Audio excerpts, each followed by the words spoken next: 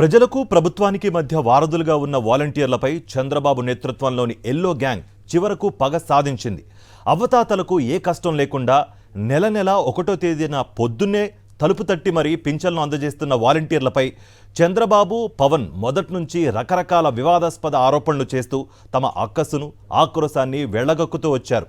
ఇప్పుడు ఎన్నికల వేళ అవ్వతాతలు, దివ్యాంగులు, దీర్ఘకాలిక వ్యాధిగ్రస్తులు 66,40,000 మంది లబ్ధిదారులకు మళ్లీ టీడీపీ పాలనలో మాదిరిగా ఇబ్బందులకు గురిచేయడానికి చంద్రబాబు బరితెగించారు. చంద్రబాబు సేవలోనే తరిస్తున్న నిమ్మగడ్డ రమేష్ కుమార్ ఐఏఎస్ అధికారి అయినప్పటికీ ఆయన పూర్తిగా చంద్రబాబు రాజకీయ ప్రయోజనాల కోసమే మొదటి నుంచి పనిచేసిన వ్యక్తి. స్థానిక సంస్థల నిర్వహణలో నిబంధనలకు విరుద్ధంగా వ్యవహరించారని ఆయనపై ఆరోపణలు వెల్లువెత్తాయి. చంద్రబాబు సీఎంగా ఉన్నప్పుడే నిమ్మగడ్డను రాష్ట్ర ఎన్నికల కమిషనర్గా సిఫార్సు చేశారు. సీఎం జగన్ హయాంలో స్థానిక సంస్థల ప్రక్రియ కొనసాగుతున్న సమయంలో ప్రభుత్వానికి కనీసం సమాచారం కూడా ఇవ్వకుండా రాష్ట్ర ఎన్నికల కమిషనర్ హోదాలో నిమ్మగడ్డ కరోనా పేరుతో స్థానిక సంస్థల ఎన్నికలను అర్ధాంతరంగా వాయిదా వేశారు. అప్పట్లో ఈ నిర్ణయం కూడా తీవ్ర వివాదాస్పదమైంది.